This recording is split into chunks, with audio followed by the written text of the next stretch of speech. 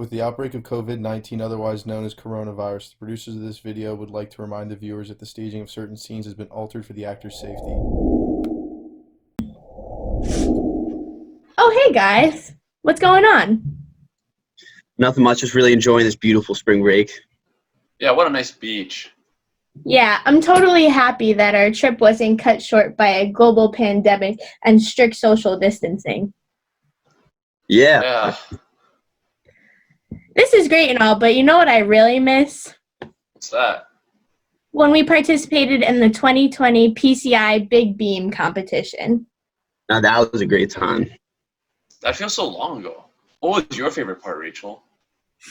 I gotta say, the design stage was the best. Remember how we started the structural design process with initial parameters from PCI, like span length, service loading, and ultimate loading? Yeah, totally. We based it off a 20-foot span that was subjected to 2 offset point loads. Exactly. And we used strength design method accounting for factored ultimate loading scenario to economize the cross-sectional area. We settled on an asymmetric I-beam with 2 half-inch special pre-stressing tendons. What do you think was the most difficult part of the design process? Let's see. I think it was hardest to limit the proportions of the cross-section while ensuring that we only needed 2 tendons to cut back on cost. Adjusting the eccentricity of the steel definitely helped with that. Strength design controlled the dimensions of the top flange, while the bottom flange was refined using allowable stress design. The thickness of the web was controlled by constructability, ensuring that we had equal distribution of coarse aggregate. Did you learn any lessons throughout the design? That's a good question, Jackson. I think mainly I learned that the design process is very iterative. Programs like MathCAD helped us conduct calculations on a spreadsheet without having to hard code our equations. What about you, Puat? What was your favorite phase? I think it has to be the fabrication. I'm thankful for the people at NPP Plant in Pottsville, Pennsylvania, who were kind enough to help us fabricate the beam 12 days before testing. They helped prepare the formwork and pre-tension the strands to 75% of its ultimate strength. Oh, I remember that. The tour of the whole plane was also really cool. Yeah, I also remember us helping tie the shear reinforcements that they helped bend when we made sure that the formwork was correct. When everything was done, the formwork was screwed in place so the concrete could be poured with buckets. And to eliminate air contact, and to make sure that the concrete filled every corner, the forms were being hammered during the pouring process. The strands were then cut 3 days after the pouring, and it was sent to Lehigh for testing. Jackson, how did you feel about the testing process? Both of those were great, but honestly, the testing stage was definitely the most thrilling for me.